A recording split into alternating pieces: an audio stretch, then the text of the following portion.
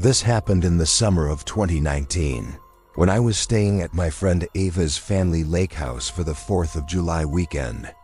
There were 6 of us, all around 20, freshly out of college.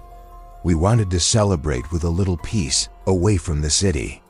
The house was in upstate New York, right by a quiet lake, surrounded by thick woods. It had no Wi-Fi, no neighbors. Close by, exactly the kind of place you think is peaceful until night falls. On the first night, everything felt perfect. Bonfire, drinks, music, and those cheesy red, white, and blue cupcakes. Around 10 p.m., we walked down to the dock with sparklers and started lighting fireworks over the water. The sky reflected in the lake. The air smelled like smoke and trees. I remember thinking, this is exactly how summer should feel. That's when Ava stopped mid-laugh and pointed toward the tree line. "Who's that?" We turned. At the edge of the woods, just inside the darkness, was a tall figure. A man, not moving, not hiding, just watching us. We froze. He was barely lit by the reflection of the fireworks. I couldn't make out a face. Just the outline of someone tall, broad, and still. No flashlight, no phone, just there. One of the guys, Kyle, called out, "Hey, you okay over there?" No response. He and another friend started walking toward the figure. As they did, the man turned slowly and stepped back into the darkness. One step, then gone.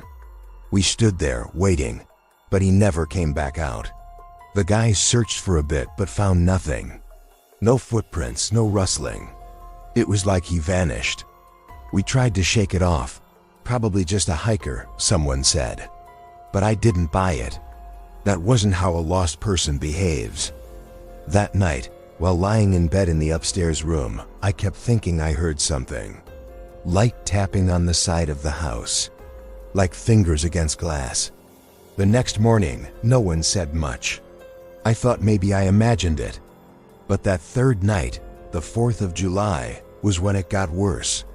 We decided to light off all the remaining fireworks in the field behind the house. Everyone was loud, laughing, distracted. I wandered off slightly, just to get a better angle for photos. That's when I felt something behind me. I turned around, nothing. Then I heard it. A voice. A whisper. Right behind my ear. "Pretty lights." I screamed and dropped my phone. Everyone came running. I told them what happened. Some believed me. Others just said I was tired or drunk. But I know what I felt. And I know what I heard. The next day, the police were called. They searched the woods. What they found was unsettling. Several cigarette butts, fresh. A torn piece of flannel caught on a branch. And what looked like a shallow hole in the ground, like someone had been digging. But no man. We cut the trip short and left early. It's been years. But I still remember that feeling. That cold breath behind my ear. That voice, too close to be real. Now, every 4th of July, I don't celebrate. I don't go outside, because I still wonder. What would have happened if I had turned around just a second later?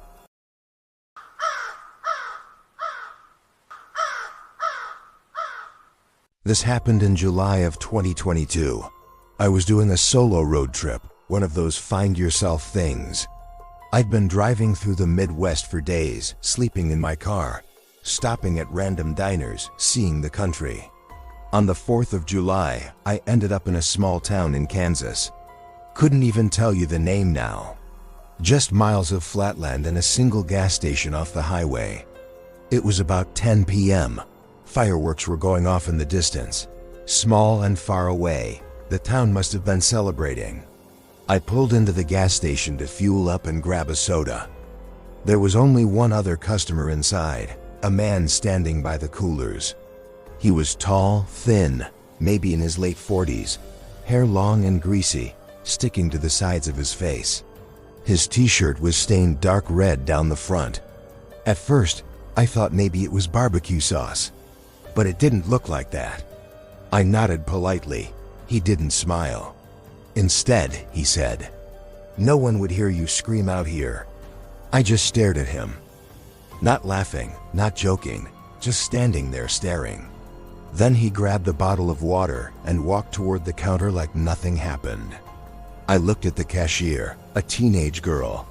She avoided eye contact, rang him up in silence. He left. I tried to shake it off, got my soda, some chips, and went back outside. That's when I saw him again, leaning against my car. No expression, just waiting. I stopped walking. He looked up and smiled, the kind of smile that doesn't reach the eyes. "The fireworks make good cover." That's all he said. I turned and walked back inside, locked the door, told the cashier to call the police. When they came out front, he was gone. No car, no sound, just empty highway. I drove all night without stopping. Didn't even sleep the next day. And I swear, even now, every time I hear fireworks, I check over my shoulder. Because that smile, it wasn't the kind you forget.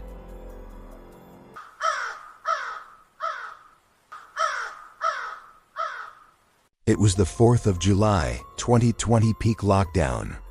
Our neighborhood was mostly quiet, but my across-the-street neighbors, the Lanes, decided to have a little barbecue. Just them, some sparklers, and one small box of fireworks. Nothing excessive. They were a quiet couple. Teachers, always polite. Never made a scene.